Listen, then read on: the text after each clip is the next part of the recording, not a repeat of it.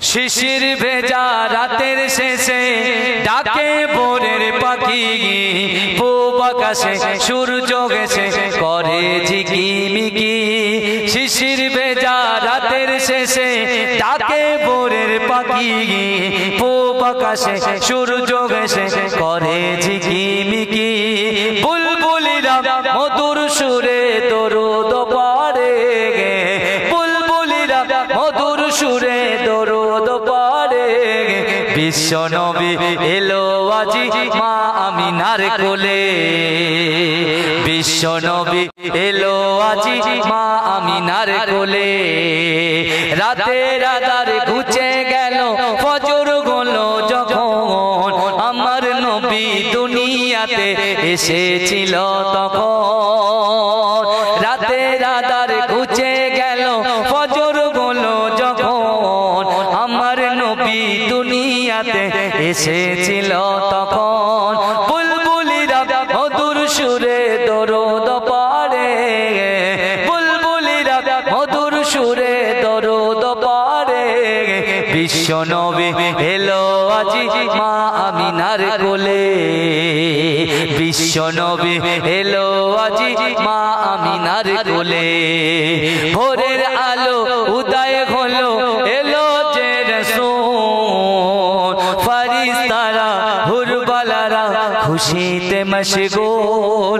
ভোরের আলো উদয় হলো এলো যে রাসূল, ফেরেশতারা হুরবালারা খুশিতে মশগুল।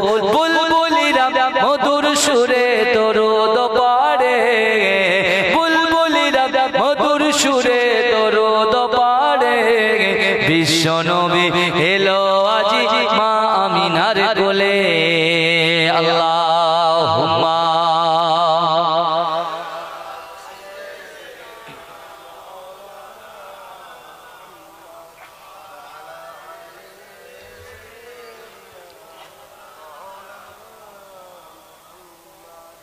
আমার ভাইরা, তাহলে তিরমিজি শরীফের হাদিসের মধ্যে রাসূল বলছেন সর্বপ্রথমে হিসাব নেওয়া হবে কি, যে তোমার 80 বছর 70 বছর 50 বছর 40 বছর হায়াতে জিন্দেগিতে দুনিয়ার জমিনে তুমি কি আমল করেছো, এই হিসাবটা আমি আল্লাহ আমার কাছে দাও।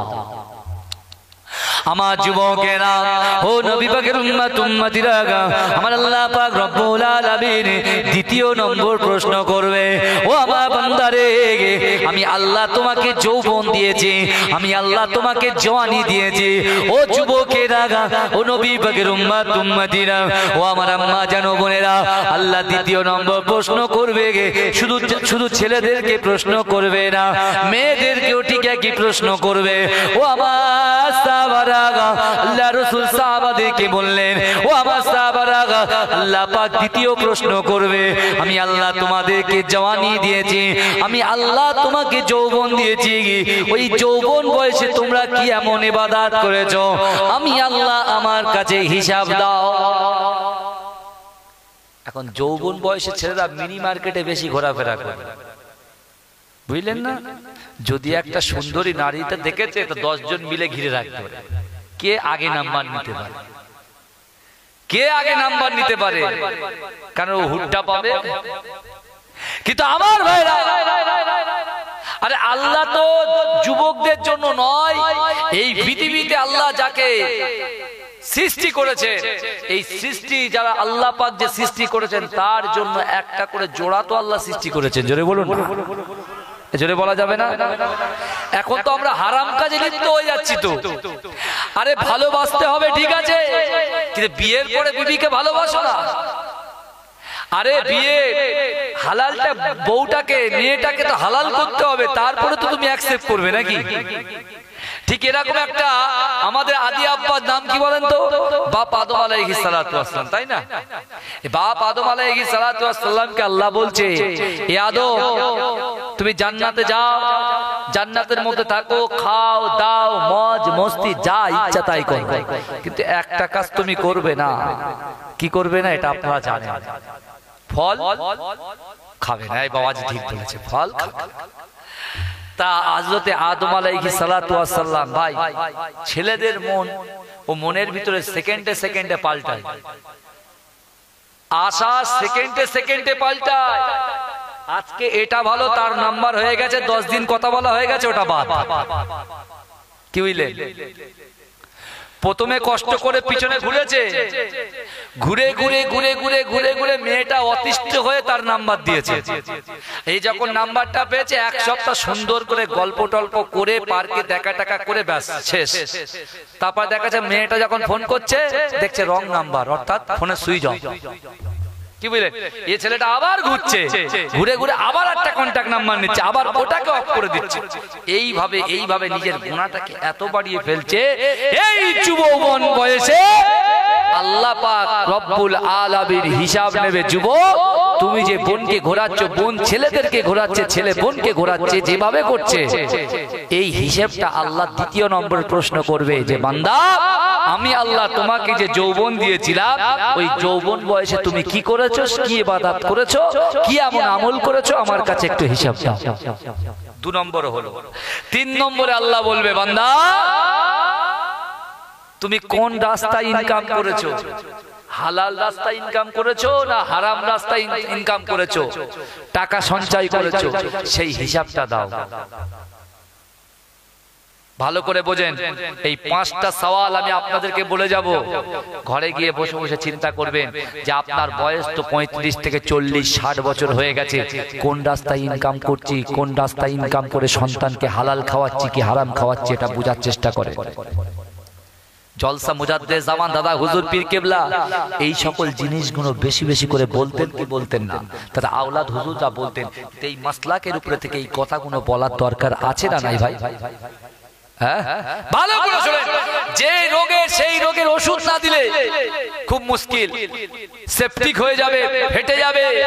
তাই আপনাদের কাছে বলছি, আল্লাহ কোরআনে বলছে বান্দা ওয়াহুয়া মাআকুম আইনামা কুনতুম, বান্দা তোমরা যেখানে আমি আল্লাহ সেখানে। জোরে বলে, জোরে বলবেন না? আমার অনেক ভাইরা দান করেছে, মা বোনেরা করেছেন, আমি বলবো আপনাদের কথা, আপনাদের কাছে আপনাদের বিষয়ে বলবো। তার আগে শুনেন, 3 নম্বর প্রশ্ন আল্লাহ করে দিল।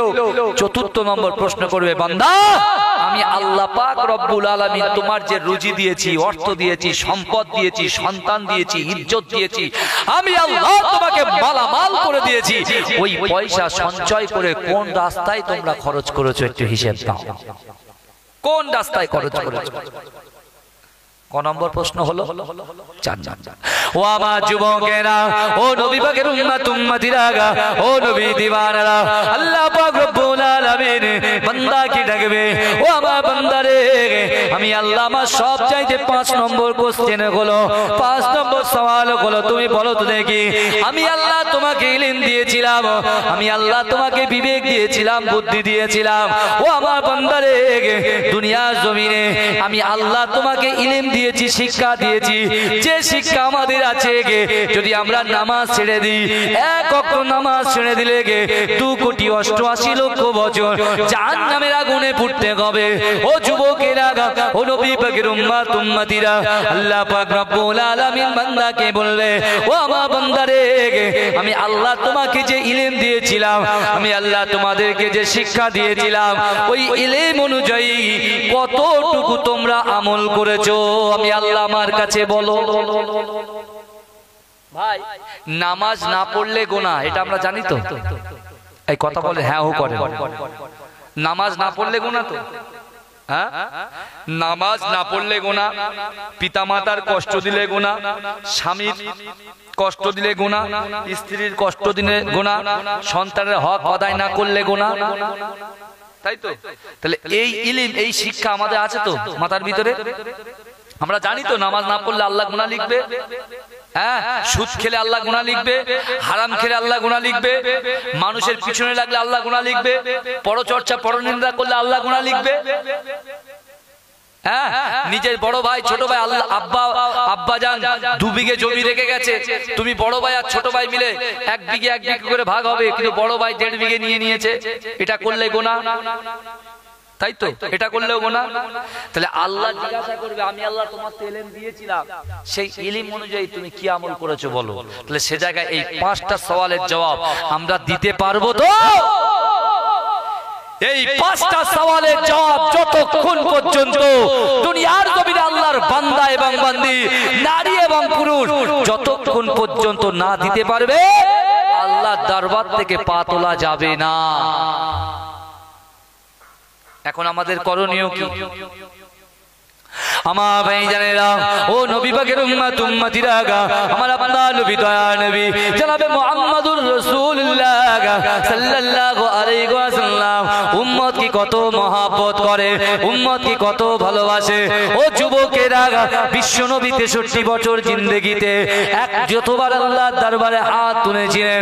ও যুবকেরা, ও নবী পাকের উম্মত উম্মতিরা, আমার আপনার নবী দয়া নবী 63টা বছর জিন্দেগিতে যতবার আল্লাহর দরবারে হাত তুলেছে নিজের জন্য হাত তুলেনি, যতবার হাত তুলেছে আমাদের মতো গুনাহগার উম্মত উম্মতিদের জন্য হাত তুলেছে। ও যুবকেরা, ও নবী পাকের উম্মত উম্মতিরা, সেই বিশ্ব নবী রাসূলুল্লাহ মসজিদে নববী শরীফে যখন বসে আছেন, আমার দয়ার নবী খাওয়া হয় না, একদিন নয় দুদিন নয়, বিশ্ব নবী 10 দিন ধরে পেটে পাথর বেঁধে বসে আছে। ও যুবকেরা, ও নবী পাকের উম্মত উম্মতিরা, আপনারা চিন্তা করেন তো দেখি, এই এরখা গ্রামে চিন্তা করেন লোকেরা, আপনারা ভালো করে বোঝেন না। না না, 2 বছর লকডাউনের মধ্যে আল্লাহ পাক আমাদেরকে বাড়িতে বসিয়ে বসিয়ে খাইয়েছে, কথা ঠিক না বল? এই আল্লাহ রুজি দিয়েছে তো আমাদের। একটা মানুষ হাত তুলেন তো 10 দিন খাওয়া হয়নি, এরকম মানুষ আছে? নেই। জোরে বলবেন না নারে তাকবীর। একটু বোঝেন, একটু মাথাটা খেলার। কিসের জন্য? আল্লাহ না খাইয়ে তো রাখতে পারতেন। মা ফাতেমাতুজ জোহরা রাদিয়াল্লাহু তাআলা না 20 দিন খাওয়া হয়নি, পড়ে আছে বাড়ির উনুনে হাড়ি ওঠেনি। কিন্তু দেখেন, মা ফাতেমার বাড়িতে উঠিনি, রাসূলুল্লাহর পেটে খাবার যায়নি, কিন্তু রাসূলুল্লাহর উম্মতরা কিন্তু দৈনন্দিন খেতে পাচ্ছে। জোরে বলুন, কার দয়া? আল্লাহর দয়া। কার ওসিলায়? বিশ্বনবী রাসূলুল্লাহর ওসিলায়। জোরে বলুন না সুবহানাল্লাহ। তাহলে এখন এই 5টা কোশ্চেন যখন আল্লাহ আমাদের জিজ্ঞেস করবে, আমরা তো উত্তর দিতে পারবো কি পারবো না এটা আপনি নিজেই বুঝতে পারছেন, আমি নিজে বুঝতে পারছি। কিন্তু আমার ভাইজানেরা, ও নবী পাকের উম্মত উম্মতিরা, আল্লাহ পাক রব্বুল আলামিন সহ্য করতে পারলেন না। আল্লাহ পাক জিবরাইলকে বললেন, ও জিবরাইল চলে যাও চলে যাও চলে যাও, আমার হাবিবুল্লাহর কাছে চলে যাও, আমার হাবিবুল্লাহকে গিয়ে বলো আমি আল্লাহ তাকে 2টো অপশন দেব, 2টো জিনিস দেব। ওই 2টো জিনিসের মধ্যে আমার রাসূল যেটাকে পছন্দ করবে, আমার রাসূল যেটা বলবে আমি তার জন্য সেটাকে দিয়ে দেব।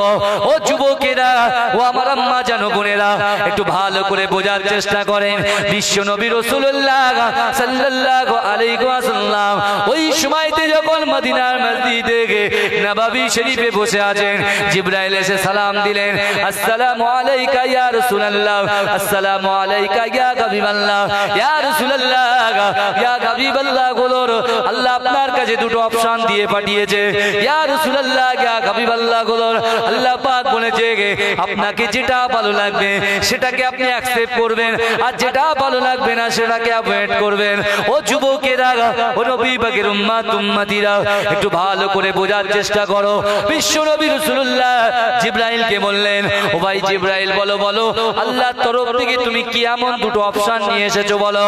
ও যুবকেরা, আল্লাহ রাসূলের সম্মুখে জিবরাইল বললেন, ইয়া রাসূলুল্লাহ হাবিবাল্লাহ, দুনিয়ার জমিনে আপনি পেটে পাথর বেঁধে রেখেছেন, আল্লাহ সহ্য করতে পারে না। আল্লাহ ঠিক করেছে, আপনি যদি চান আল্লাহ ওহদ পাহাড়কে সোনা বানিয়ে দিতে পারে। ইয়া রাসূলুল্লাহ হাবিবাল্লাহ, আপনি যদি চান ওহদ পাহাড়কে আল্লাহ সোনা বানিয়ে দিতে পারে। আল্লাহ রাসূল শুনে নিলেন। আল্লাহ রাসূল জিবরাইলকে বললেন, ও জিবরাইল বলো বলো দ্বিতীয় অপশনটা তুমি কি বলো বলো।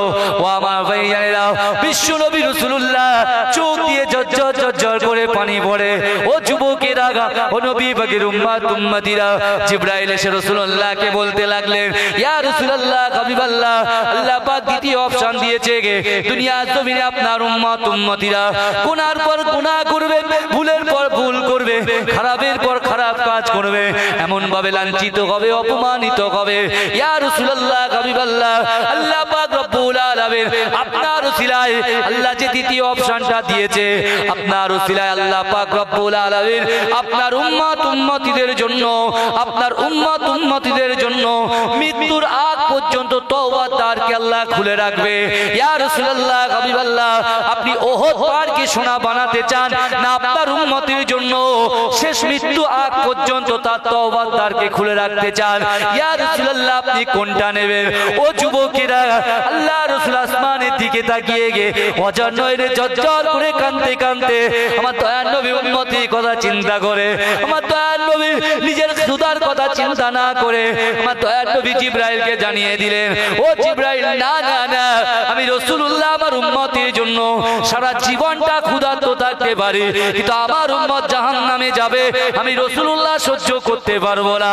ও জিবরাইল, চলে যাও, চলে যাও, আল্লাহর দরবারে গিয়ে বলে দাও, আল্লাহ পাক রব্বুল আলামিনের নবী আমি রাসূলুল্লাহ জানিয়ে দিলাম, আল্লাহ যেন ওহদ পাহাড়কে সোনা না বানিয়ে দিয়ে আমার উম্মতিদের জন্য আল্লাহ পাক মৃত্যুর আগ পর্যন্ত তওবার দ্বারটাকে যেন খুলে রেখে দেয়। জোরে বলা যাবে? মৃত্যুর আগ পর্যন্ত, অর্থাৎ আজরাইল যখন জানটা কবজ করবে সেই পর্যন্ত কিন্তু আমাদের তওবার দ্বারটা খুলে থাকবে। হে যুবক, দুনিয়ার জমিনে তুমি সুদের সঙ্গে যুক্ত হয়ে গেছো, তুমি হারামের সঙ্গে যুক্ত হয়ে গেছো, তুমি জেনার সঙ্গে যুক্ত হয়ে গেছো, তুমি খারাপ কাজের সঙ্গে যুক্ত হয়ে গেছো। একবার বিশ্ব নবী রাসূলুল্লাহর দিকে তাকাও, যে রাসূলুল্লাহ ইচ্ছা করলে নিজের জীবনটাকে সোনায় ভরপুর করতে পারত, আর সেই রাসূল উম্মতের জন্য মাসের পর মাস পেটে পাথর বেঁধে আল্লাহর দরবারে আমাদের জন্য তওবার দ্বারটাকে খুলে রাখার আরজি জানালেন। জোরে বলে আমার ভাইজানেরা, ও নবী পাকের উম্মতিরা, আল্লাহ পাক জিবরাইলকে জানিয়ে দিলেন, ও জিবরাইল, যাও যাও, আমি আল্লাহ আমার হাবিবুল্লাহকে বড় মহব্বত করি, আমি আল্লাহ আমার হাবিবুল্লাহকে বড় প্যার করি, আমার হাবিবুল্লাহর উম্মতিদের জন্য আমি আল্লাহ পাক রব্বুল আলামিন আমার হাবিবুল্লাহর ওসিলায় কিয়ামত পর্যন্ত নয়, আমার হাবিবুল্লাহর উম্মতের মৃত্যুর আগ পর্যন্ত তওবার দ্বারটাকে আমি আল্লাহ খুলে রেখে দিলাম। জোরে বলেন। আমার ভাইরা, নিজের গুনার দিকে একটু খেয়াল করুন। আমার ভাইরা, বিশ্বাস করুন, আল্লাহ রাসূল বলছে, ও আমার সাহাবারা, আল্লাহ পাক কাল কিয়ামতের মাঠে একমাত্র আমার উম্মতিকে বলবে, এ আমার হাবিবুল্লাহর উম্মত, শোনো, তোমার জিন্দেগি জীবনে আমি আল্লাহ যে 70 বছর বয়স দিয়েছি, আমি 12 বছর মাফ করে দিলাম, 12 বছর মাফ করে দিয়ে তোমার বয়স্ক বয়স থেকে মাফ করে দিলাম, শুধু যৌবন বয়সের হিসাবটা দাও আর জান্নাতে চলে যাও। জোরে বলে জোরে বলবে না? শুধু যৌবন বয়সের হিসাবটা দাও, তুমি কি করেছো, তুমি তোমার লজ্জাস্থানকে হেফাজত করেছো, তুমি কি এমন কাজ করে, শুধু যৌবন বয়সের হিসাবটা দাও আর তুমি জান্নাতে চলে যাও। এটা রাসূলুল্লাহর উম্মতের জন্য অফার দেবে আল্লাহ। জোরে বলুন না? এটা দরুদ শরীফ পড়ুন, আল্লাহুম্মা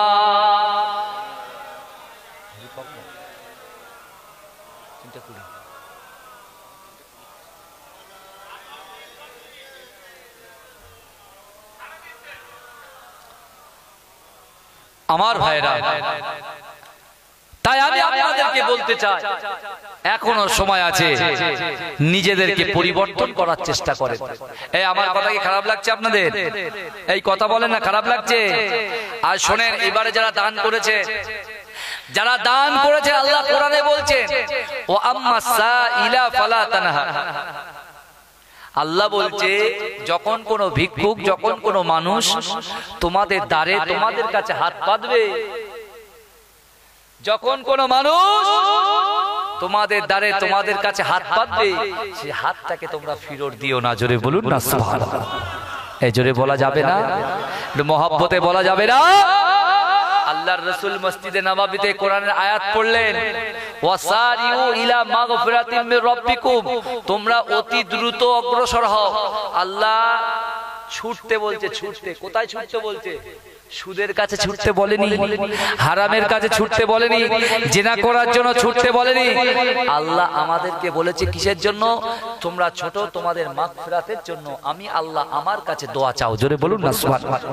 ওই সময় হযরতে আবু যার গফারি রাদিয়াল্লাহু তাআলা আনহু তিনি মসজিদে নববী শরীফে চিন্তা করলেন যে আল্লাহর রাসূল ইশার নামাজ পড়াবেন, ইশার নামাজ সমাধা হবার পরে আল্লাহর রাসূলের সঙ্গে যখন সকল সাহাবারা চলে যাবে, আমি আবু যার গফারি রাদিয়াল্লাহু তাআলা আনহু আমি মসজিদে নববী শরীফ থেকে পার হব না। জোরে বলুন, জোরে বলুন।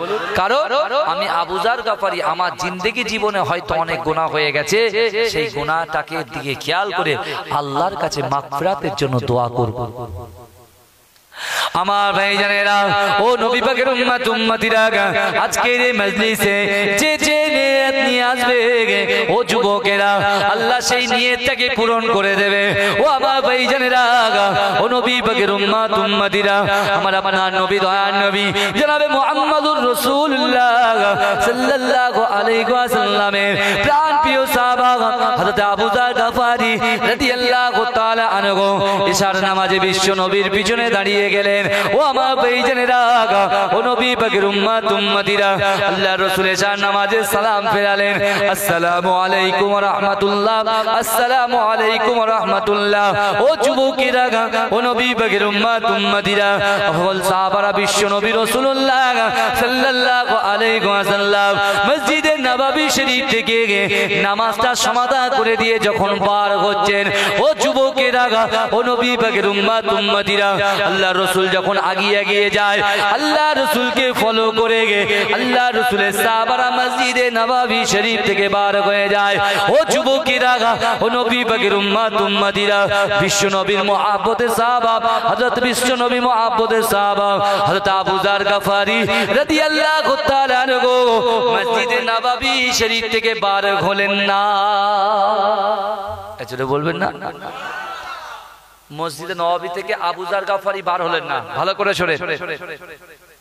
এখন মসজিদে নববী শরীফে রাসূলুল্লাহ চলে গেছেন বলে সকল সাহাবারা চলে গেছে। নিয়ত করেছে কে? আবু যার গফারি, যে আমি মসজিদে নববী থেকে বার হব না, একেবারে তাহাজ্জুদ পড়ব, আল্লাহ পাকের জিকির করব, তারপরে নিজের মাগফিরাতের জন্য দোয়া করব, নিজের জন্য দোয়া করব। আবু যার গফারি কি করলেন? একটা মসজিদে নববীর কোনায় মাসাল্লা বিছিয়ে দিয়ে তিনি ইবাদত বান্দেগি করতে আরম্ভ করে দিলেন। নামাজের পর নামাজ পড়েই যাচ্ছেন, আর কিছু কিছু সময় নামাজের ব্রেক করে আল্লাহ পাকে জিকির করছে। জোরে বলুন না সুবহানাল্লাহ। আল্লাহ বলছে, মান কানা লিল্লাহি কানাল্লাহু লাহু, যে ব্যক্তি আমার হয়ে যায় আমি আল্লাহ তার হয়ে যাই। জোরে বলবেন না। আল্লাহ বলছে, মান কানা লিল্লাহি কানাল্লাহু লাহু, যে ব্যক্তি আমার হয়ে যায় আমি আল্লাহ তার হয়ে যাই। জোরে বলুন না সুবহানাল্লাহ। জোরে বলুন না সুবহানাল্লাহ। যদি কেউ আমি আল্লাহ আমার উপরে জিকির করে, আমি আল্লাহ তাকেও স্মরণ করি। জোরে বলুন না সুবহানাল্লাহ। কিন্তু আজকে আমাদের দুনিয়ার জমিনে আমার যুবকগুলো আজকে অন্য জিনিসের জিকির করছে, আল্লাহ জিকির করছে না, অর্থের জিকির করছে, সম্পদের জিকির করছে। হ্যাঁ, কিন্তু আমার ভাইরা, আল্লাহ কোরআনে বলছেন, বিসমিল্লাহির রহমানির রহিম, ইন্নাল্লাহা লা ইউগাইয়িরু মা বিকওমিন হাত্তা ইউগাইয়িরু মা বিআনফুসিহিম। আমার আল্লাহ বলছে, যে জাত যে কওম নিজে পরিবর্তন হবার চেষ্টা করে না, আমি আল্লাহ ওই জাতি ওই কওমকে কখনোর জন্য পরিবর্তন ঘটাই না। তাই আমার ভাইরা, আজকে আমি আপনাদেরকে বলতে চাই, নবী মুসা আলাইহিস সালাতু ওয়াস সালাম আল্লাহর সঙ্গে কথা বলতে যখন তুর পাহাড়ে যেতেন, ওই তুর পাহাড়ে যাবার আগে নবী মুসা আলাইহিস সালাতু ওয়াস সালাম আল্লাহর সঙ্গে কথা বলতে যাচ্ছে, এমন অবস্থায় নবী মুসার একজন উম্মত বলছে, মুসা একটু দাঁড়ান। মুসা, আল্লাহর নবী মুসা, আপনি একটু দাঁড়ান। বলে কেন? বলে দেখুন না, আল্লাহ আমার পাও দেয়নি, আমার হাতও দেয়নি, আমি হচ্ছে খোড়া। তা আল্লাহ এই খোড়া মানুষটাকে না ঘরকা না ঘটকা, তাহলে আল্লাহ কেন আমাকে সৃষ্টি করলেন? আপনার আল্লাহকে একটু জিজ্ঞেস করবেন তো, যে আল্লাহ আমার মতো খোড়া পা নেই, হাত নেই, আমি তো কোনো কাজই দিই না, লোক আমাকে হেল্প করে তাই কাজ হয়, তাহলে আমাকে আল্লাহ কেন সৃষ্টি করেছে? এটা একটু জিজ্ঞাসা করবে। কে বলছে? নবী মুসা আলাইহিস সালাতু ওয়াস সালাম উম্মত বলছে। একটু আগিয়ে গেলেন, একজন নারী বলছে, মুসা, অর্থ সম্পদ আমার কিছু নাই, আমার ঘর নাই, বাড়ি নাই, কি এমন কাজ করলে আল্লাহ আমার ঘর বাড়ি অর্থ সম্পদ দেবে? একটু আল্লাহকে জিজ্ঞাসা করবে। তার কিছুক্ষণ পর আরেকজনের সঙ্গে সাক্ষাৎ। একজন ব্যক্তি বলছে, মুসা আমি আর ধনী হতে চাইনি, আল্লাহ আমার এত দিয়েছে এত দিয়েছে, এই মাল সম্পদ আমার আর দরকার নেই।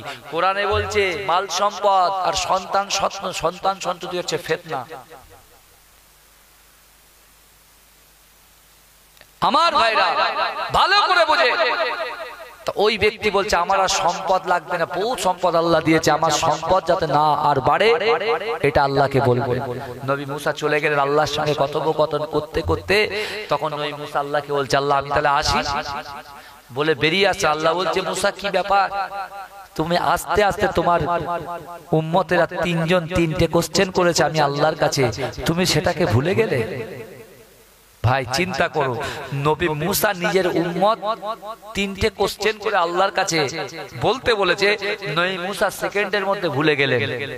আর আমার আপনার নবী যে রসুল ইচ্ছা করলে আপনাদের ঈর্ষা গ্রামে এই জলসাতে আল্লাহ রসুল হাজির হতে পারেন, জোরে বলুন না, জোরে বলুন না সুবহানাল্লাহ। তাহলে সেই ব্যক্তি চিন্তা করুন, সেই রাসূলুল্লাহ সাল্লাল্লাহু আলাইহি ওয়াসাল্লাম তিনি আজও মদিনা শরীফের তার সবুজ গম্বুজের নিচে আমাদের মতো গুনাহগার উম্মতীদের জন্য কাঁদছেন। আর আজকে আমরা মুসলমান বহাল তবিয়াতে রাসূলুল্লাহর ওসিলায় রুচি পাচ্ছি, রাসূলুল্লাহর ওসিলায় হায়াত পেয়েছি, রাসূলুল্লাহর ওসিলায় সন্তান পেয়েছি, রাসূলুল্লাহর ওসিলায় বিবি পেয়েছি, সব কিছু রাসূলুল্লাহর ওসিলায় পেয়েছি। তারপরেও আমরা বহাল তবিয়াতে যে যার মতো মন গড়া কাজে লিপ্ত হয়ে গেছি। একটা বড় তো মসজিদে যাওয়ার চিন্তা করিনি। আমার ভাই জানেরা, ও নবী পাকের উম্মতিরা, আমার আল্লাহ পাক রব্বুল আলামিন মেরাজের রজনীতে বিশ্ব নবীকে বলেছিলেন, এ আমার হাবিবুল্লাহ, ও আমার দোস্ত, না না না, আমি আল্লাহ পাক রব্বুল আলামিন তোমার আগে একজন পয়গম্বরকে পাঠিয়েছিলাম, যার নাম হলো হযরতে আদম আলাইহিস সালাতু ওয়াস সালাম।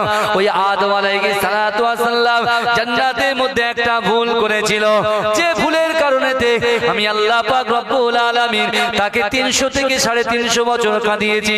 সে আমি আল্লাহ পাক রব্বুল আলামিন আমার কাছে 300 থেকে 350 বছর কান্নাকাটা করেছে। আমি আল্লাহ একটা দোয়া দিয়েছিলাম, রব্বানা যালামনা আনফুসানা ওয়া ইল্লাম তাগফির লানা ওয়া তারহামনা লানাকুনান্না মিনাল খাসিরিন। ও যুবকেরা, আল্লাহ পাক রব্বুল আলামিন বিশ্ব নবীকে জানালেন, ও আমার হাবিবুল্লাহ, ওই সময় আদম আলাইহিস সালাতু ওয়াস সালাম আমি আল্লাহকে বলেছিল, আল্লাহ আমি কি করব, আমার দোয়া কি ক্ষমা হবে না? আমি আল্লাহ বলেছিলাম, তুমি দেখো তো দেখি কি আরশে আজিমে তুমি দেখো কি লেখা আছে। আরশে আজিমে লেখা আছে লা ইলাহা ইল্লাল্লাহ মুহাম্মাদুর রাসূলুল্লাহ। এই দোয়া আছে, এই কালেমা পড়ে আল্লাহর কাছে দোয়া চেয়েছিলেন। ও যুবকেরা, আল্লাহ পাক রব্বুল আলামিন আদম আলাইহিস সালাতু ওয়াস সালামের 300 থেকে 350 বছরের গুনাহটাকে ক্ষমা করে দিয়েছিল। ও যুবকেরা, ও নবী পাকের উম্মতিরা, আদম আলাইহিস সালাতু ওয়াস সালামকে আল্লাহ পাক রব্বুল আলামিন যে সময়টা ক্ষমা করেছিল, ওই সময়টা ছিল ফজরের রাত। ও যুবকেরা, এই ক্ষমা হওয়ার জন্য হযরত আদম আলাইহিস সালাতু ওয়াস সালাম শুকরিয়া স্বরূপ 2 রাকাত শুকরিয়া নামাজ আদায় করেছিল। আল্লাহ পাক রব্বুল আলামিন আমার দয়ার নবীকে জানিয়ে দিলেন, ও আমার হাবিব রে, আদম আলাইহিস সালাতু ওয়াস সালাম যে সময়টা শুকরিয়া আদায় 2 রাকাত নামাজ আদায় করেছিল, আমি আল্লাহ ওই নামাজটাকে আপনার উম্মতীদের জন্য আমি আল্লাহ ফজরের নামাজ বানিয়ে দিলাম। ও আমার হাবিবুল্লাহ, আপনার উম্মতীরা ওই ফজরের নামাজ পড়বে, মসজিদে আজান হবে, আসসালাতু খায়রুম মিনান নাওম, ঘুম থেকে নামাজ উত্তম, মসজিদে আজান হবে। ও যুবকেরা, ভালো করে বোঝার চেষ্টা করেন, মসজিদে আজান হবে আর ওই ফজরের নামাজ যে পড়বে, আমি আল্লাহ 300 থেকে 350 বছরের গুনাহটাকে ক্ষমা করে দেবো। জোরে বলে, জোরে বলবেন, নারে তাকবীর, নারে তাকবীর। পীর সাহেব হুজুর কিবলা